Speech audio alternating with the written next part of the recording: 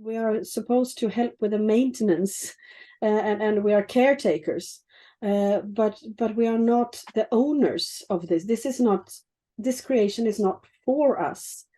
We are in it, but it was not given to us to do whatever we wanted with. They already know how to survive on this planet without destroying it. They know how to form their groups and using the resources in a wise way. They don't have a conflict between individual success and the common good.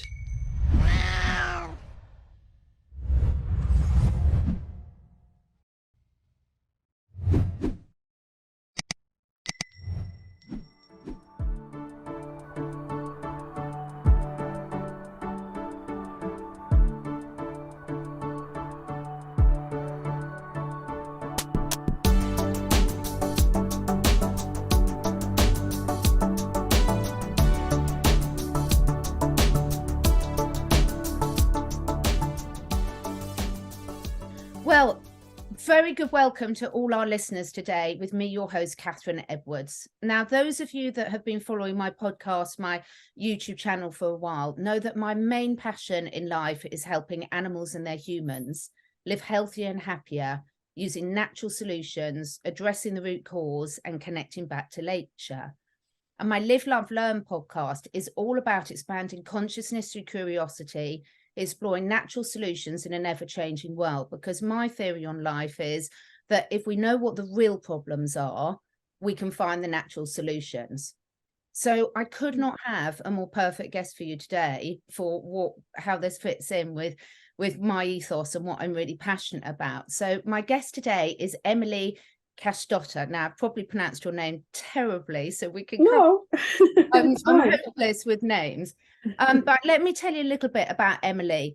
Emelie has been working full-time since 1995 with empathic communication with other species, non-hierarchical riding and handling of horses, alternative therapies such as acupuncture, homeopathy and herbal medicine. You've published 3 books on these subjects. You run a school with horses and other species for empathic interbeing, and we are going to have such a great conversation about this today. The school is a farm that is a sanctuary for around 170 animals. I thought I had a lot, but not to mention the surrounding plants and nature. And Emelie has also authored a beautiful book called In All the King's Horses. Now, that's not all about Emelie. She also runs a non-profit association, Friends of Mio, which was started with the purpose of enabling a place where the land, animals and people can meet in a non-hierarchical way.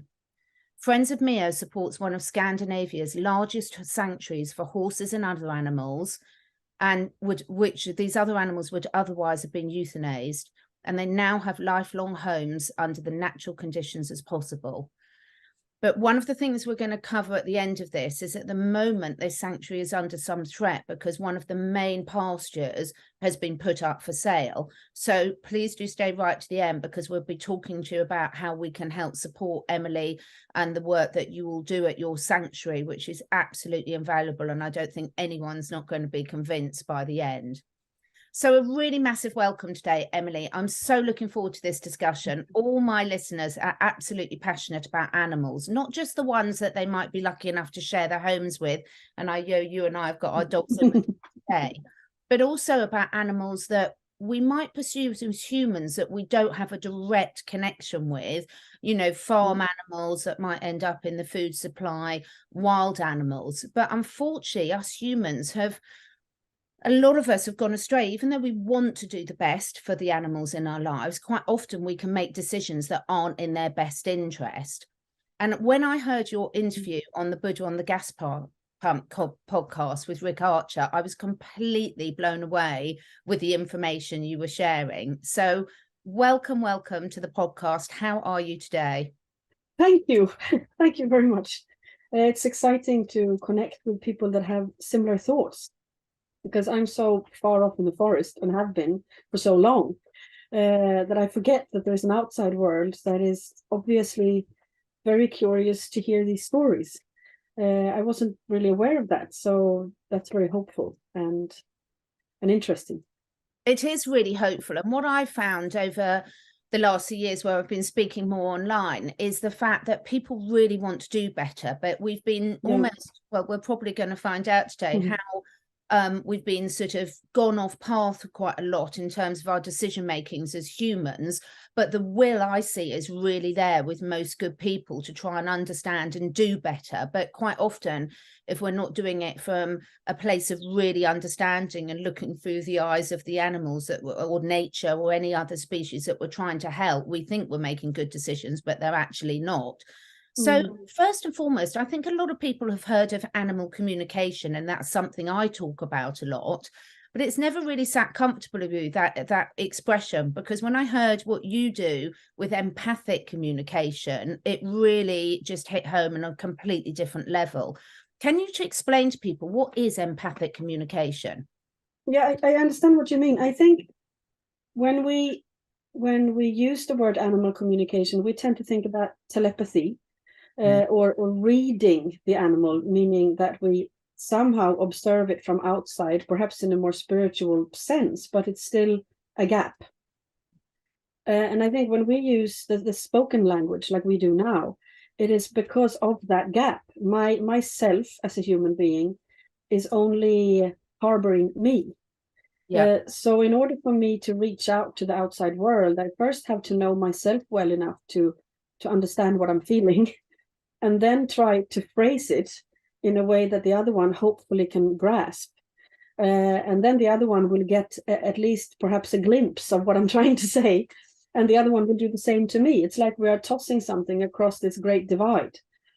And that seems to be how humans relate to the outside world in general, whether it's other humans or other species. So with species that we can recognize, like ourselves or people that look similar to us, then we understand a bit more. But it's always about an interpretation. It's not really a meeting point in a way, because the gap is always there. And what happened to me when I was fairly young, I was 11 and riding in a riding school, that was very similar to what I think many of us who started with horses young have experienced. It's a place where you learn how to control your horse, and you compete with other riders in showing how well you can tell your horse what to do. It's very much about obedience and being heard and understood as a human. And the culture around horses, I find the more I work with it, is very much about our need and not so much about their natural behavior. So we really ask a lot of them. But I didn't understand that as much as a child. I just felt that there's something not right. And then this whole idea that the animals are not allowed to take over. If we don't control them in this way, they will take over. And it's never really properly phrased what will happen when they do. What exactly are they supposed to take over? Exactly. Is it our house, or will they kill me, or what is this unspoken fear that what will happen if nature will start to rule, kind of? We know what happens when humans start to rule, and that's quite complicated. So, and we don't really see the same in any other species. So it's a strange fear that must come from inside. And I also learned that if the horse will win just once, then it's irreparable. Then you can, if this horse doesn't jump this fence now, and you don't succeed in convincing him, then you will never be able to jump again, for example. Fascinating. It's absolutely fascinating. Yeah, carry on. And this mind frame is what I grew up with, and I think many of us have, and I mean it's still happening. It's not that it's just past time. And in this riding school there was a pony. There was many horses. It was a big riding school, and what happened when these horses were brought to this circumstance, they start to break down, and I think most of us have seen that too. All these tamed animals that are shut down. And I'm thinking that if dominance and submission is so natural that we sometimes claim it to be, then these animals would be happy.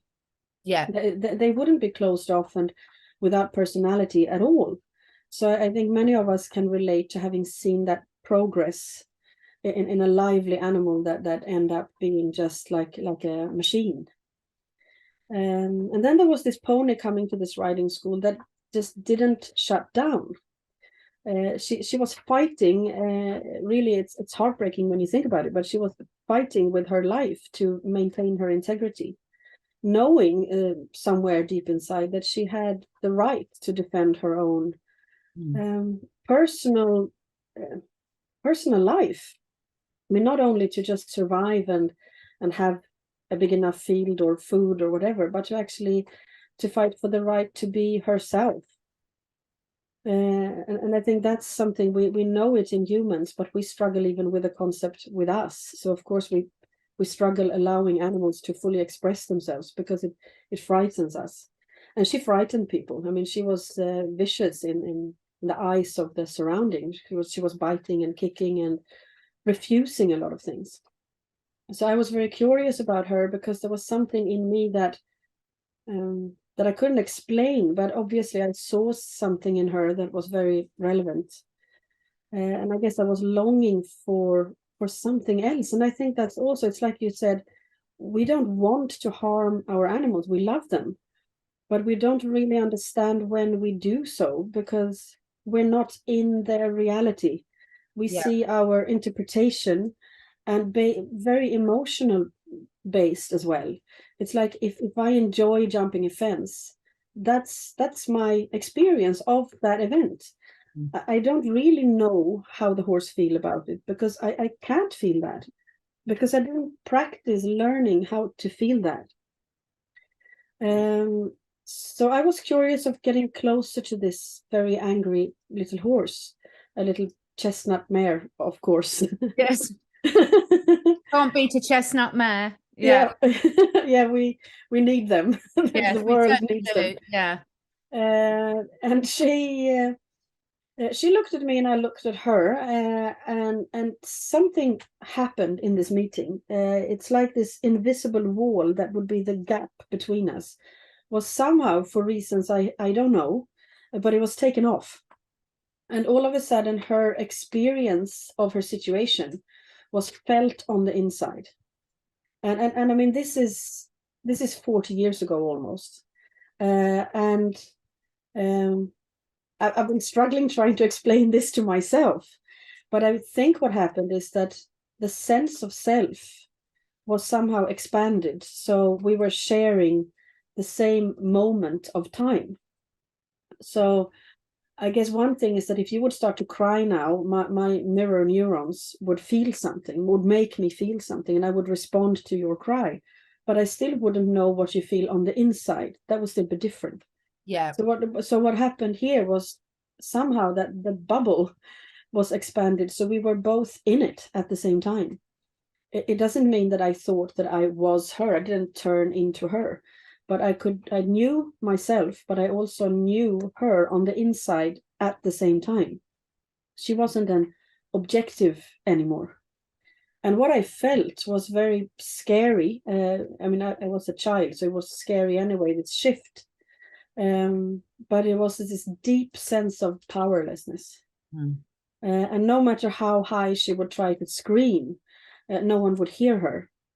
And I'm also thinking that if horses did scream, perhaps we would react, but their suffering is very silent. Yeah. I mean, a dog would scream or bark, but a horse is silent in its response. So, and when they come to a specific state, when they know that they can't flee or fight anymore, they turn into apathy. And we may well see that as a horse being relaxed or trusting or whatever, because when they go into that state, they don't frighten us anymore. It means that I feel safe. So when I feel safe, I think that the other one feels safe. Yeah. And this is problematic because we don't want it to be that way, but it just happens. So when I felt this big, deep sort of panic and desperation is perhaps the word to be used. I can't forget it because it was such a strong experience. And at the same time, this powerlessness of not knowing how to reach out and how to live this life, basically, I could feel inside of myself because I come from a family that has been fairly destructive, and it was a complicated upbringing. So somehow we shared this feeling, And I learned that if I am to open myself to take somebody else in this way, then it also means that I have to face whatever is inside of me.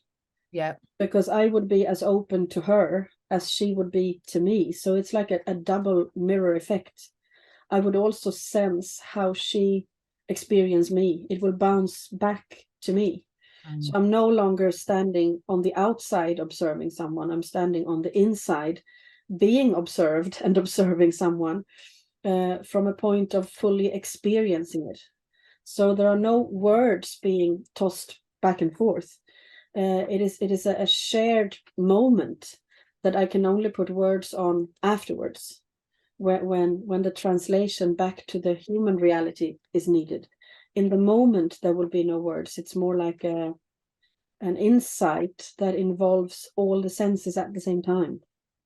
And that's why I would call it empathic, because it's the only word I can really find for it, because it seems to me to be an extension of an empathic possibility, perhaps. And that's why I was just completely blown away when I first heard you talk about that before, because for me, you just hit the hell and expressed so much better than I've ever been able to about exactly that feeling. Because when I'm working with animals or in their presence, it's exactly what I feel. But then you spend years and years of being shut down, of being told, don't be silly. Yeah, exactly. You're putting your emotions, your feelings, your opinions on the animals. But when you're feeling it yourself, you know it's a difference, and you know it's not. Exactly. Now, you might be very empathetic and understand where they're coming from. But I'm constantly, blown away by this feeling when you do go into that shared space with the animals, about how much wisdom they have to share for us. And one of the things, Emelie, I find really fascinating now is as a lot of humans in the Western world, we now need nutritionalists to teach us how to eat properly. We need breathwork practitioners to teach us how to breathe properly. That's true. Mindfulness and meditation practitioners to teach us how to quieten our minds, connect our hearts and brains, and also step into the present moment. And I'm not mocking any of those things, because I find so valuable myself, and they've all transformed my life, quite frankly.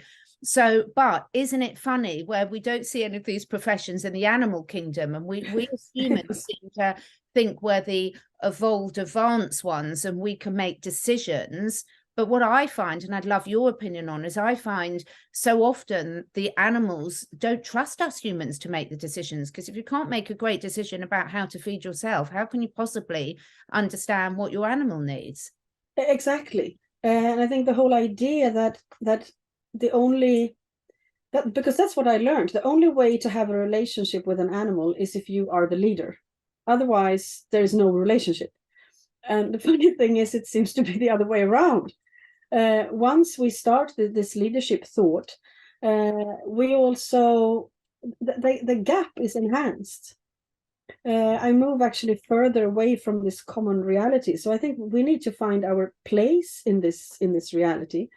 But to be the leader of it obviously can't be our role, because every time we try, it's a disaster. I mean, if you look at our political decisions when it comes to caring for nature, it's going from bad to worse, actually, at the moment. So that can't be what we are supposed to do. Many animals seem to put humans in a similar role as trees. Like we are supposed to help with the maintenance, and we are caretakers, but we are not the owners of this. This creation is not for us. We are in it, but it was not given to us to do whatever we wanted with. And I guess because nature doesn't hit back the way we expect. It's like if we are guided in many ways by personal gain. I mean, this is what motivates us, because it is an immediate response for us. Then nature doesn't seem to work like that. It seems like this empathic expansion is what everyone else uses as a starting point, like you say. So once you move yourself to that, you see how much is already there. They already know how to survive on this planet without destroying it. They know how to form their groups and using the resources in a wise way. They don't have a conflict between individual success and the common good like we do. And they don't seem to relate to linear time the way we do. So it's already there, and somehow we need to walk that distance to come to where they are. And if we do, they are surprisingly happy to receive us, because you would think that perhaps they'd had enough of us. Yes. But they always welcome us, even if they are tough and they are challenging us because they need to. They are not telling us to turn at the door. So clearly, it must be wiser that we try to move to where they are and learn from them, than all these courses and schools and scenarios we have, and the teachings we have about how to make animals do what we want. We can do that. We can make a horse do all sorts of things, and dogs and everyone else too, but is it really relevant? And is that really what we are looking for? I think when a little girl starts riding in a riding school, they're not looking for dominance or success. We are longing for a relationship. That's why we turn to animals. But then we are taught that, like you say, that we are silly and too soft, or we shouldn't listen to those inner experiences because they're not relevant, they're not true. And then the relationship is lost, and then we try to rebuild this again with all these techniques. But there is still a gap. A massive gap. I mean, there's so much in this, I think, for people. I mean, a lot of my audience, Emelie, have been really questioning world events over the last few years, because we're on YouTube, we can't mention too many trigger words. But it's been a beautiful time, I think, of getting people back into questioning some of the rules and regulations that we're told to follow, and also what it feels like to have something that you don't agree with enforced on you. And of course, for me, I was a bit like, for me, it's been a great awakening in a wonderful way, because a lot of people are now sort of saying, oh my goodness, I don't like it when unstable leaders. I mean, I heard, now, love him or hate him, Cesar Millan said once that, you know, humans are the only species in the world that follow unstable leaders. Yeah, that's true. Him. It doesn't work in nature. And unfortunately, people like him and lots of us end up, you know, working with animals that are put in situations that are so traumatic and awful for them that, of course, everything's gone away. And then, you know, there's drastic interventions needed if they're going to be kept alive. But I think what's really fascinating is that so many people are now questioning, which is why I think your work has never been more important, because we've got a whole range of people now that are saying, well, hang on a minute, I don't want to have certain medical interventions forced on me, but I'm doing it to my animals all the time. Oh my goodness, let me start questioning this. So there's a bit of a light bulb moment that's gone off, I think, in a lot of humanity, where they've started to realize what it feels like to really be in a one-way conversation, and exactly, your thoughts you know, completely ignored. I mean, I know all animals are individuals, completely individuals, but in the work you've been doing this for so long, are there some consistent messages? So for example, when you're interacting with dogs, are there some consistent messages that come up time and time again that they want us humans to know and understand? Yeah, I think when we speak in the relationship area, I think a lot of it is, again, they are looking for a relationship that has equality. They don't want the humans to be submissive either. They want to meet on eye level, because only then we can actually grow from that relationship. As long as we maintain an hierarchical structure, someone must be above and someone must be below.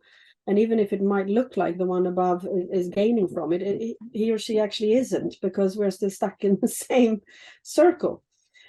So they seem to look for humans, for us humans, to try to figure out who we really are and somehow live that, or stand up for that somehow, so that there is someone in the other end to actually have a meeting with.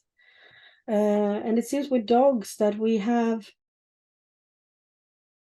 feel bad for so many things that we put them through. We worry about how they feel when they are alone. We worry about that we can't give them everything because we love them so much. And that worry then becomes part of our relationship with them, and is in the way. So it's like, well, they know that we have to go to work and that we have to do things that we perhaps don't want, but they accept our complicated life, but they don't want to spend the short time we have feeling bad about it all. Oh, I mean, yes. So well put. Yeah. so very many dogs will have stories like that, and that they love us for what we are. We don't need to do so many extra things. I mean, we have all these dogs that are understimulated and all of that, but we also have lots of dogs that are overly stimulated because we think that we don't give them enough. Well, very many dogs will say that we are happy just, spending time together. It doesn't have to be extraordinary all the time. They look for a feeling of just being part of a family, because I mean, dogs have smaller herds than horses. I mean, Yeah. they do, the meat eating animals do, because it's how they get their food. So a small group of friends is quite enough for lots of them, if we are just present when we are with them. I mean, that's what they're looking for, our presence.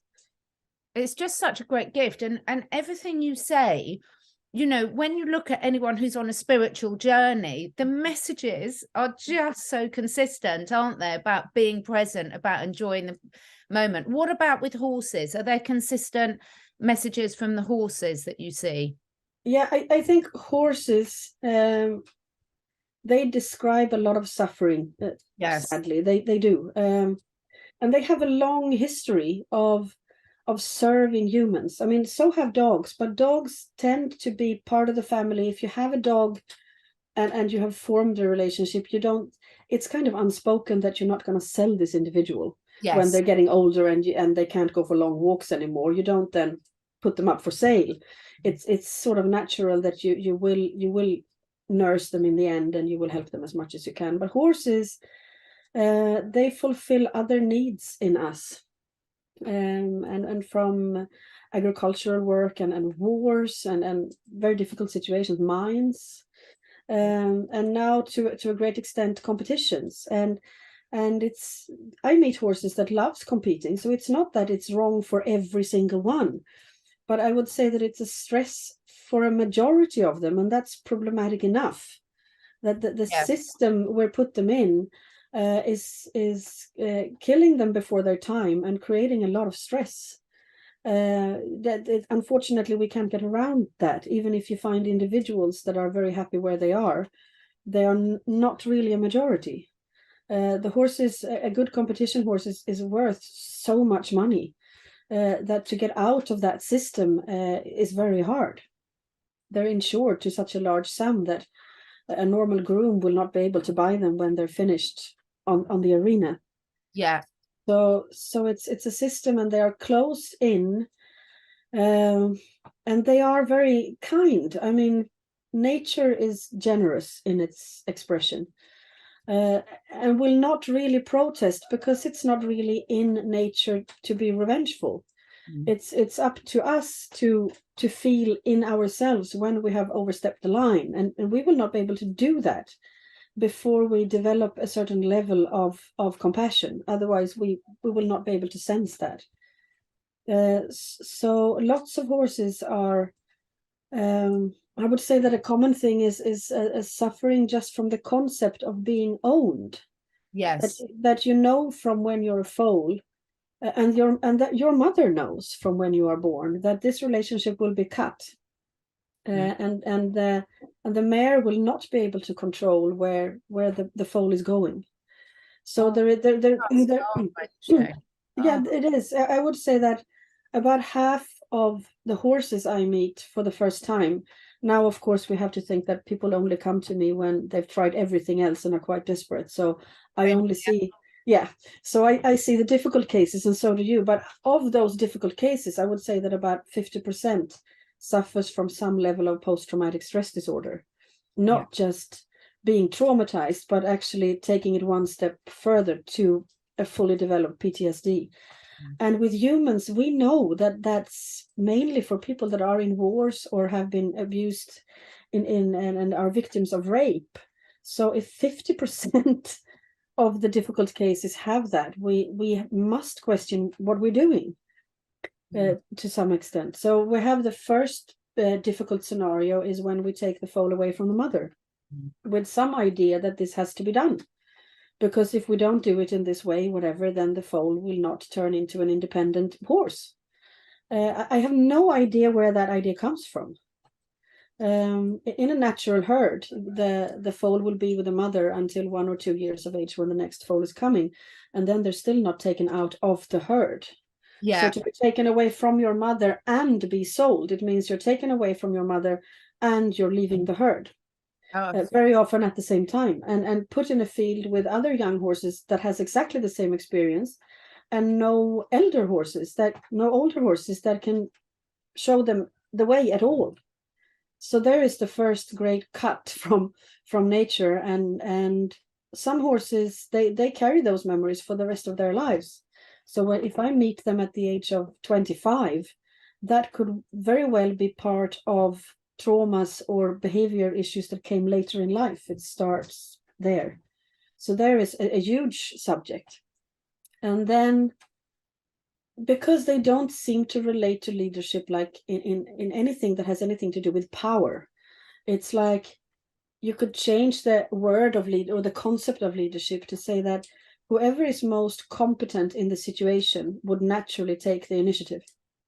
So it means that you as a human can only take the initiative if you are completely trustworthy, meaning I've done this before, I know it will work, I can go before you on this path because I've walked it before and I know where it leads, or I can cross the stream because I know how deep it is, whatever, but it needs to be trustworthy. So when we take a young horse and we start breaking it in, just the word is complicated. We somehow presume that this animal has to be in some way obedient so it doesn't take over, and then we can do something together. So then we make the cut there. Yeah. And then I don't know what you call it in English, but when you lunge a horse and you use these reins to tie down the head. Oh, I just can't bear the draw reins. We call draw reins. That's correct. Absolutely. And that is actually, for me, in my experience, the second biggest reason for developing PTSD. Yeah, absolutely. For a human being, it doesn't look that traumatic because you see a horse running in a circle and it looks quite calm. But the inside experience of that seems to be that the person lunging the horse is placing itself in exactly the same angle that a wild animal would do, trying to catch the horse. So that's how I drive it. That's how I run it in front of me. And the problem is that the horse can't actually escape the situation. Yeah. In the wild, it would have broken out and it would have been a valid reason because the animal chasing it would actually need food. So there's something basic about that. It's very unclear for the horse why the human wants me to run. So you're pushed and your very deep fear of being caught is reactivated, but you can't get anywhere.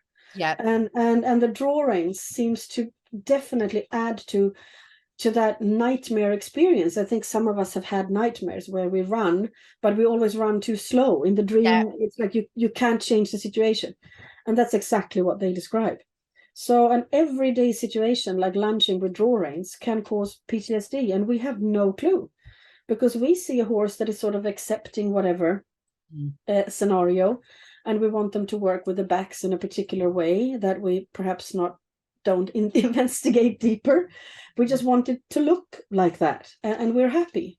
And you have a horse that is slowly going to stop trying to survive, and definitely not express its personality. And so there are lots of stories about that. Yeah. Much more than you think. And also that they come into this situation in a herd, whatever is your skill is seen as an asset. So if you have very fast reflexes and you're a horse, it's a brilliant thing for the rest of the group. Now, if you have very fast reflexes and you come to a human situation, that's not an asset at all because it frightens us.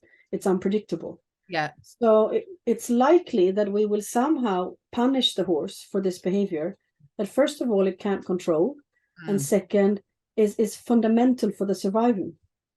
So you get a sort of double punishment that is completely impossible for the animal to understand.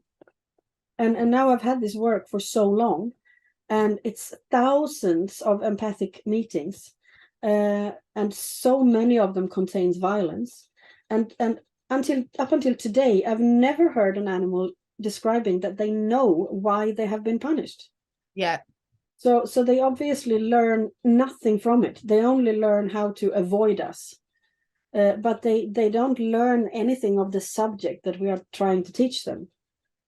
It's just like a rat in a laboratory. Yeah. They learn how to move from the electric shock to the cheese, but there is no growing or development in it, and they can describe that. So it's I don't mean to be very negative, but this is a reality, and we need to change that, and we can change it also. Absolutely. I mean, I've got a couple of ponies now. Unfortunately, I lost one last year. I love looking after old animals, and my greatest pleasure is giving an old animal a really beautiful end of life home. It's sad when they come to me because they would rather be with their family that they've been through, but it's tragic to see how many horses, for example, are rehomed and sold, etc. But I now very rarely ride. I've got a New Forest pony that lived wild for the first 4 years of his life, and he has been my best teacher, Emelie, because he's so in tune with his natural instincts. And it amazes me how many I don't have riding lessons or anything anymore, because I disagree with what they will say, because I don't want to control him. We spend as humans so much of our lives, anyone who's on a spiritual journey or looking for what next in their life, about how to re-tap into our intuition. So why would I want my horse? He knows what's down that path way before I know. So it's a beautiful sort of relationship. And also, teaching people how to let their animals forage and take what they need. Because if you imagine you're shut in a square field, or worse, even worse, a stable, and you can see nature has got all the remedies that you need to keep yourself physically and emotionally in balance, and you're fenced away from them. It's just like torture, isn't it? Yes. But it's so wonderful. I cannot bear the tight nose bands that they wear now. If you can't, my opinion is, if you can't ride your horse without just riding it in a halter and bareback, you shouldn't be on it. No, I agree. And then there, of course, are situations where you can find gear that really suits what is best for that couple. That could be different, but that means that you have asked the horse. I mean, absolutely, the horse is an equal part in all those. We speak about that this non-hierarchical riding training that is based on a horse called Mio. He's not alive anymore, but he used to be a tourist horse in the sort of Western camp situation. So he carried thousands of people, tourists. And I met him when he was retiring from that. And the family just wanted to figure out how he was. And then it turns out that he'd learned so much from that experience that he wanted to share it. And preferably he wanted someone to listen, because he didn't want to do it all over again. So he ended up moving to our place. And I took lessons from him for the next 10 years of his life. He died when he was 31, and he was finished with his mission, and his body had finished. But he started by explaining that horses do not respond to closed doors. They respond to openings. So every aid that we are using that is diminishing their space will actually go against what they would naturally choose to do. So, for example, if we turn right in a traditional way, we will pull the right rein and perhaps even lean to the right. So the right side is now very tense. And the horse naturally would actually prefer to move away from that feeling and go left. But then we push with our left leg so that they can't go in that direction. And finally, with all of these details, we managed to make a right turn because we decided to do so for reasons that could be questioned. But with Mio's way of thinking, he said, well, if it is a good idea to turn right, then the rider could could rotate his right hip outwards, meaning we open the outside hip, and we open the inner shoulder, without reins or with reins, but preferably without anything that is tying. We just open the diagonal. That makes it easier for the horse to turn if he or she would choose to. So we can actually add to the experience of a horse carrying a human could experience more and even be helped in the movement by the two bodies merging together. But that can never be based on control. And I've heard so many times we talk about chestnut mares that, well, you shouldn't force the horse, and especially not a chestnut mare. You have to ask them. But it's never a question, because if they say no, yes, they will either be punished, or we learn that we asked the question wrong. If we would have asked it right and done everything right, we would have gotten what we expect. We can do everything right, and the horse still has the right to say, well, I don't see that this right turn is a wise decision, so I decide not to. Absolutely. And that is an answer we have to respect, because they know something else. Any friendship-based relationship, it would be boring if my friend would only come and have coffee with me because I forced her to, and she knows the consequences if she will not drink her coffee. It's not a friendship. So I don't know why we think that we are asking a question, because it's not technically a question when there's only one answer that is accepted. It's so true. There's so many things going through my mind, and when you do ask the question. So, for example, I've got a lovely lady that's been riding my Romeo for 20 years now, and she does everything very differently to me. So she likes to still wear a bridle, but she's so great the way she asks him, and he's absolutely happy for her to put a bridle on him, because she's so respectful the way she asks him everything. And it's really fascinating for me to watch his relationship with her. He's far more tolerant about everything with her, because he generally gets that, she's really doing everything she can. And then with me, he can be much more instantaneous. And some people would call it rude. I don't call it rude at all. I think fantastic. I'm now really clear what I do and don't want. But he responds so beautifully to the different personalities. It's just wonderful to see, and I love seeing them together, because it teaches me so much about the other side of his personality. It's wonderful. And the natural thing would also be that the herd of horses is based on all these personal relationships. You're not supposed to be the same with everyone you meet. I wouldn't be. Exactly. That would be a sign of having shut down. So the fact that he is so different in these situations, and they also say that putting boundaries is a natural thing. I have to say, do I allow myself to be bitten or walked on, or it's up to me. It doesn't have to be put across as a punishment, because we had this traumatized horse that came to our farm, and she bit me in the arm, and I was just surprised because I didn't see it coming. So I just looked at her, and she looked at me, and she was expecting a punishment, and I didn't have that reflex anymore. So I just said, well, you can't really bite me because it hurts too much. And she never bit after that. And then, so what happened there? Well, then I understood from her that I can't tell her that she's not allowed to bite, because she is. She has a mouth, she can bite, it's her choice. I can, however, explain how I experience it and what is a boundary for me. It doesn't mean that I see her as doing something wrong when she bites me. She's doing what she's doing. And I can still show what is okay for me. So if you enjoy when this horse is showing more of his character, and in the eyes of others perhaps being pushy, but not in your experience, then you have told him how you are happy to have this relationship, and he's responding to that. And that's nobody else's business, because that's between you and him, as it would be in a herd. It's wonderful. I must just tell you, my funniest experience with him is if I'm being disrespectful to him, and I do genuinely know it's disrespectful, because it would be like me having this conversation with you and then me suddenly taking a call with a friend and just completely ignoring you. If I'm walking with him up to one of his other fields or anything, if I then talk on the phone, he'll back off, because normally I don't have him in lead rope. He just follows me up and everything.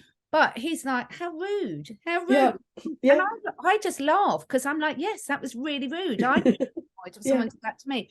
So I love all this. There's so much we can all learn. So where would you think people could start? So there'd be a lot of people watching this that might be lucky enough to share their life with some animals, whether it's cats, dogs, guinea pigs, chickens, hamsters, horses. Where would you encourage them to actually start to re-engage on a different level with this relationship? Well, I think Mio was always very precise in saying that you always begin where you are. I mean, if a horse and rider comes to me and they're doing lots of things that I perhaps wouldn't agree with, but I see that this is their situation now. You start from there. Perhaps the rider would be so terrified if I took away the bit or something else that it wouldn't actually help the situation. Yeah. And perhaps that's not a goal for this particular relationship, to speak about goals, but that's how do we find the form for this relationship to start to have the opening to develop from the inside. And I think that's also your question. And I think the starting point would be to be truly curious about who the other one really is. It's like when we do courses here, the first exercise is to have a blindfold, and someone is coming up with a horse, and you just ask the question, who are you?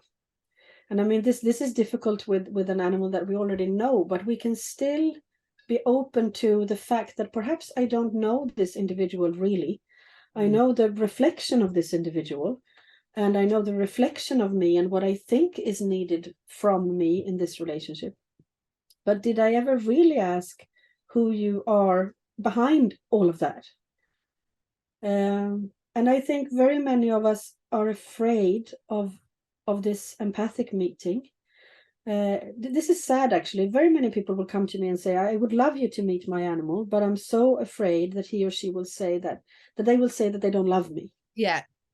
And so perhaps our biggest fear and the reason behind all of this suffering and domination and violence is that, like any other destructive relationship, we believe that the other one will not stay with us unless we somehow force them or make them helpless.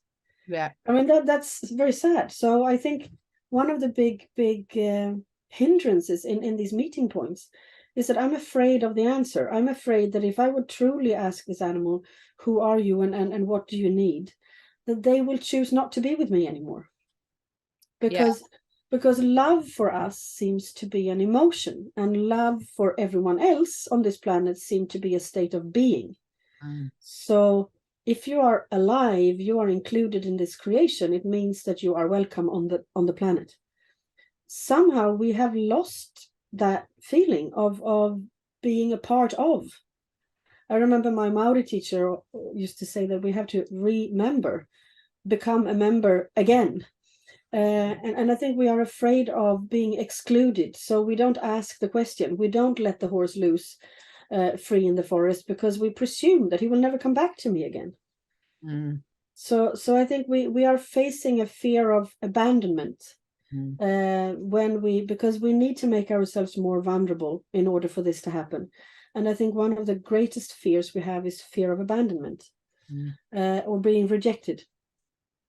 So we need to know that this is not how the rest of... I never meet an animal that say that they love or don't love this or that person. Yeah. They can express that they dislike certain things that we do, but they never seem to hate anyone that ever harmed them. I agree. It's amazing. And also, do you find, Emelie, that they're very, very forgiving? So for example, an example that I would have, which just blows me away every time, say someone's got a few dogs in their life, and say they've been feeding them a commercial dry food and the dogs develop some health issues. If they then decide to feed them, say, a natural food or food, or even just put more thought and love into what they're giving them, I've never ever heard a dog say, well, I wish you'd done that a year ago. No, never. Thank you. Never. They are non-judgmental. Very. And I think if what we come from, when I meet animals that are like you, I was so happy when I heard you say that you love to be with old animals. I love that too. And it also means that I'm taking part of being with them when they die. Yeah. Quite often. And of course, there is the personal sadness, but there is also a kind of beauty in that passing. Lovely. So it really makes me believe that when we die, we are going to something good. We don't really need to be afraid of what will happen next, I think, based on that. But there seems to be an unconditional acceptance and love that we go to and that we come out of. So that's actually what we consist of. And if you are connected to that source, then it would be easier to forgive because you see who the other one is underneath. Yes. It's easier to understand why it happens. But I think the sense of powerlessness and desperation that comes in the development of PTSD and this chestnut pony is when the system is preventing them from being who they are supposed to be. It's not a person that, I mean, very few of us are sadists. It's very few people that would want to harm animals. But the system in itself is something that they can't reach out to. There is not a person to communicate with. So when we try to change this, I think what humans have done is that we depersonalize our surroundings, and then we take what we want. So if trees don't have any souls or spirits, then we can cut them down, because it wouldn't cost me anything. If the horse doesn't feel anything and they don't know that they're dying, then it's easier for me to put him down when he can't compete anymore, because I want another competition horse and I can only afford to have one. So what we need to do, I think, is okay, so we have to start then with the basic groundwork. We have to personalize the world again. So it comes back to the first question, who are you? I'm now looking for the person in you, and you start to live in a world where everyone is someone, rather than everyone being objectives that are for me to use somehow. And which also makes us so unhappy. We know that the state of the psychological health in humanity is people are not happy in the system. So we speak about the suffering of animals, but we could also choose to speak about the suffering of humans, because we're not gaining from this at all. And it's so beautiful. I mean, I've just read a book, Mutant Messages Down Under, and it's about a lady who allegedly spent some time with an Aboriginal time, and the messages are so beautiful. And what the way you describe in terms of the non-hierarchical and everyone saying a herd has a specific role, they describe beautifully and tell how they live. There's so much more I want to discuss with you, but I'm very conscious of time, and we haven't. I think we might need a whole separate session on cats, because they and they would prefer that too. They wouldn't want to be mixed in with. No, they wouldn't want to. I mean, I've only got 5 cats, and they've taught me more than I can imagine, because I'm a natural warrior and protector. And when my cats go walkabout and everything, it's like I am very well known in the area for what a head torch, waking them all up looking for my cats. But I love the freedom that they disperse. And what you were saying about who are you, everyone watching this, I'd really love you just to take a quiet moment and think how amazing of the loved ones in your life, humans or other species, asked you that question. How would that make you feel? It's just such a powerful question. And how many of us would actually know how to answer? But that's probably for another time. Now, there's just one more question before we get on. I really, really want people to know how to connect with you. And then I'm really hoping I can persuade you to come back, because it's just such priceless information. I have had a lot of inquiries recently about people who've got animals in their lives that are at the end of their life. Right? Here we go. Good. Yes, they might not want to listen to this, but oh, how adorable. Oh, hello, darling. Who's that?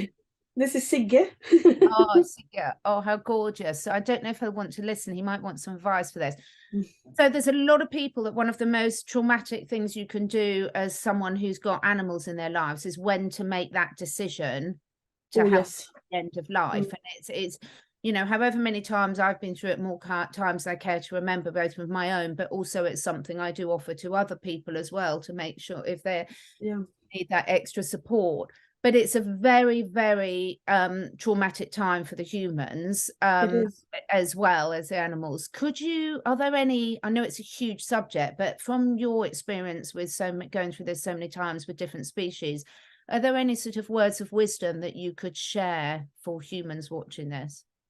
Well, I think there is one story that would be helpful, because it was to me, although I still miss that horse so much that I still struggle to accept that she went. Because I didn't see it coming. She had a neurological injury that just flared up, and it put her in a situation where she couldn't stand up. And she was another chestnut mare. She was a very free spirit, and the idea of being, hanging in something or being confined, it was not an option for her, and she couldn't stand without that kind of support. So she made me realize that this is the end of this body. And for many animals, it is only the end when the body can no longer be used for expressing the inside. We think that they want to leave when there is a slight sign of pain, but I would say that most individuals that are happy with their life, they can handle some pain. I mean, the idea of having a life without pain, I don't think we can expect that. Suffering is something else, but pain is part of growing older to some extent. And this wasn't a painful state, because she had no feeling at all in her hind legs. But she came to the conclusion that this body can no longer express who she is, and for her to not be able to run freely, it was the end for her. So she was lying down, and I asked all the people to leave who was helping, trying to make her stand up. So we were lying down next to each other, looking at the clouds for hours. And she explained that she probably by the evening, when the sun would set, it would be time for her to leave.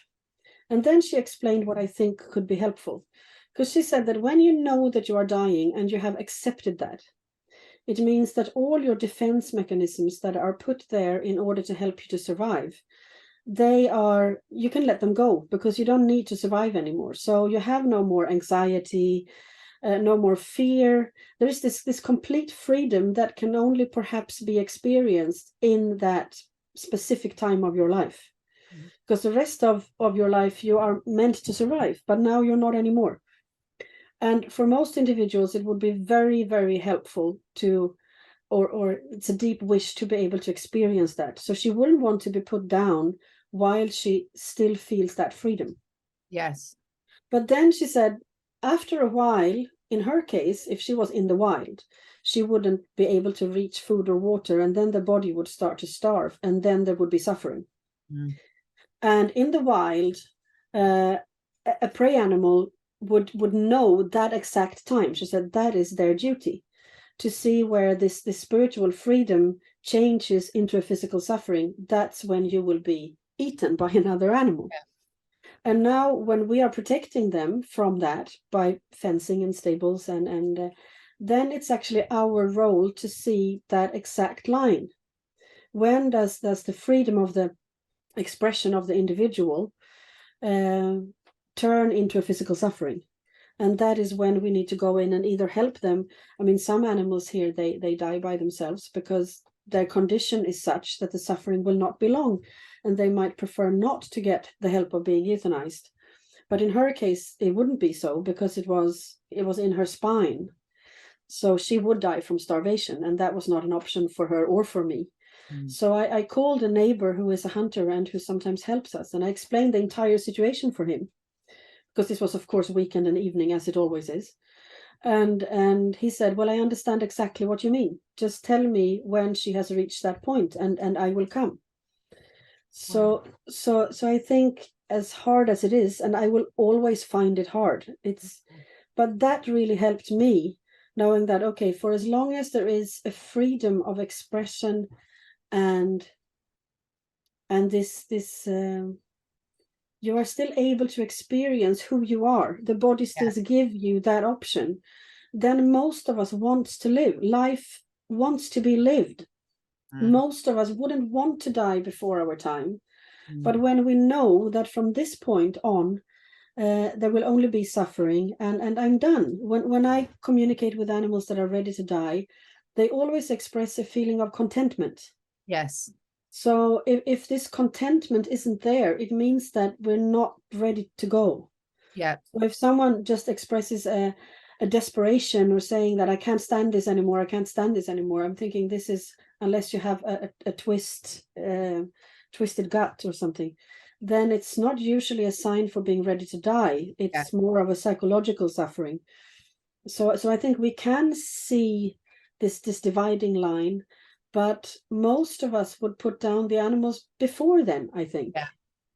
So they don't get to experience this old age, where you are no longer actually, your role in the herd is no longer so physical. You're more of a spiritual asset, and you're much more free. I think we can see it in elderly people too, who are done being the good girl, and now they are completely free, and they don't want to die then, even if they are lame and hunched back or whatever. So it's the same for animals. But then, of course, we have the animals that are finished and ready to go, but we cannot release them because of our emotional issues. But that is another problem. Because then we don't see the need of the animal, we just see a projection of ourselves. Absolutely. There's a lot of people that say they can't live without them, and that can be, really, really difficult for the animals. That's so helpful. Thank you so much, because it's something we're all going to have to go through if we're lucky enough to share our lives with animals. Yes. Last weekend, one of my guinea pigs died in my arms, and but it was weird. I was called to go in and see them just at the time I was needed, so so that was great that I could be there with her. I could literally talk to you all day, but very, very importantly, your sanctuary is at a turning point where you need some extra funds to buy this land. Can you explain to everyone where?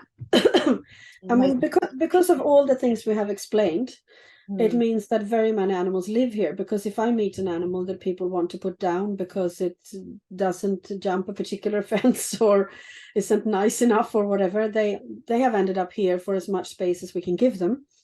So it's 65 horses and altogether between 160 and 170 animals. And the farm is quite small.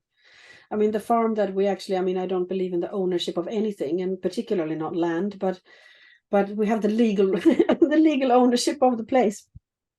That is a winter field for half of the horses, and everything else is land that we are leasing from very many different people, because this has developed over a long period of time. And we're leasing these grazing lands from very many different people, hoping that this will not put us in this particular situation of everything happening all at the same time. But now we have a global situation, actually, where humans have realized that we can't use oil as much as we have because we're burning the planet. But we are not prepared to change our lifestyle. So now we need electricity for everything we do. So one big grazing field is becoming a solar park. For solar cell energy, and a few other fields are going to be replanted with trees, and that's not a forest being grown. It's just because in Sweden we cut down so many trees that we have a carbon monoxide problem. So we are then replanting grazing areas, which is terrible for the biodiversity. But now we only care about this particular number. So lots of fields are disappearing because of that. And in the middle of that happening, then the biggest grazing area we have, where we also base our school, because where we live is too small, is going to be for sale. Wow. So with all of that happening, it means that by next year we are losing half of the grazing lands, which makes a difference when there are so many animals. And at first we were just desperate and thinking that, okay, this is the end of it. We have to, pack up and leave. But then some students said, well, what if we try to actually find funds to buy this farm that is for sale? And this farm is very expensive. So that's a lot of money in a short time. But why should we give up before we even try? Brilliant. And then we realized in the process of finding this hope is that, okay, so if we manage to buy this farm, or if we don't manage to buy this farm, we will save the money for when when a farm turns up for sale that could be used for this purpose, then we will turn it into a foundation. Because with the legal form of a foundation, it means that the land will literally legally own itself. Yes. And it means that it will pass my lifetime. Yeah. Which I think is what the horses are wishing for. Because then also the herds of horses that once knew this chestnut pony that started it all, and that knew Mio that gave the teachings. We have a winter field that is secured, and if we can have grazing fields that are secured by a foundation, it means that we can have a continuity. Brilliant. In the herds, and this school can continue, because what we find in the school is that it is possible for humans to learn and develop compassion in this sense. It's not a skill that you have to be born with, or you have to be lucky for it to just happen. We can do things to move towards that kind of future, because we can't leave this planet to the next generation. I mean, it's embarrassing what we're doing. We have to do something while we still can. And even if this is a tiny fraction of a piece of soil and a few horses in a faraway country, it's a starting point. We have to start with what we have. Absolutely. And to create something that is not based on personal gain, and perhaps where humans can get the chance to practice being caretakers, because it's a land that none of us will own personally. And I think that's a necessity.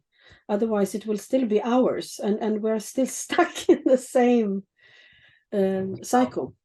That's absolutely beautiful. So there's going to be a link below to the foundation website, where there's donation options on there. So you can either donate by PayPal, or there's bank details that people can use, and obviously contact forms. And I would love, nothing would make me happier if, this is where I think the power of the human community really steps in and does its bit. Because each and every person that listened to this was able to give whatever they are in, and however big or small, there's no judgment, but every little thing helps. But also it really does. Yeah, and pass it forward. So if this conversation and all of Emelie's beautiful work resonates with you, to pass it forward to some other friends that you think it's going to resonate, because together we can all make such a huge difference. And really, it's got to happen. It's got to happen. So all the links will be below, as always. You've all got my contact details. And then we've got so much more we could talk about, but I'm conscious of your time for today. I would love to invite you back to talk about some more of you. I know you're an incredibly busy lady, but I think the work that you're doing is absolutely invaluable to all of us at this time. There's so much that we can learn from what you're doing. So I thank you so much. Is there anything else you wanted to share before we leave for today? Yeah, well, I'm thinking what we realized when we understood that, okay, we, meaning all the people who are doing, volunteering here, helping with the work, realizing that this can only happen if we are very many individuals helping each other. And the horses always explain that this place will be carried by very many small good deeds. And I can see the point in that. And it also seems to be that for that to happen, we need to share the stories of what is happening here, because there's no other way to reach out. And the stories seem to really be relevant to people. So I think even if you have nothing that could be given and you think, what can I do? Well, sharing the stories seems to do a lot. Yes. And we wouldn't be forced to do that. I think there could be something good in this, even if it's scary when it happens, like all big changes. But I mean, I wouldn't have turned out to tell these stories to the world if I didn't have to. And then I understand from the horses and the other animals that, okay, so perhaps that's also what they really want. Yeah. It's not just for their personal life and safety and happiness, having these huge fields to be in. That's very important too, because if they cannot express who they are, they cannot share their stories. So we need the space. But for the stories to travel, that's equally important, actually. And I didn't really realize that, but it seems to make a difference to share it, definitely. I love that so much. And when you look at every ancient tradition since times began that we know about, whatever time might mean. Yeah. That's another conversation. But this is the way that we as any species, whether it's humans, whether it's any other species, a plant or animal, this is the way it's been done, through storytelling, because through storytelling you can put the feelings, the emotions, your heart into it, not just the cold thing. So I think this is absolutely beautiful, Jen. I cannot tell you how much I've enjoyed this conversation today. I think you and the work that you're doing is absolutely beautiful and so important, and we've all got so much to learn from you. So thank you so much for being with us today. I do know how much work there is looking after that. Yes. That's why I sort of went out yesterday and it's amazing Zach Bush. It was incredible, but it made me laugh. I was like, these are definitely working women's hands. I'll never complete if I haven't got poo under my fingernails. That's so true. I'm sure everyone, please let us know in the comments below on whatever platform you're watching this on, what other questions you've got and what would be really useful information for you. And next time, perhaps, Emelie, we can talk about the other work you do there, where people can come and learn from the animals. Thank you. Bye, everyone. Thank you.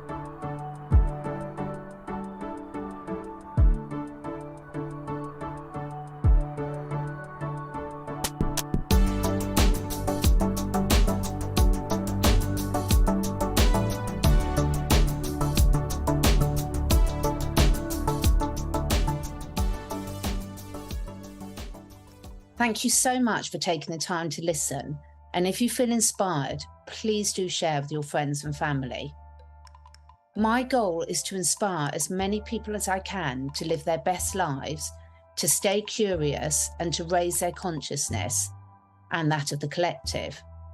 So to do this, I need to reach as many people as possible, and this needs your help.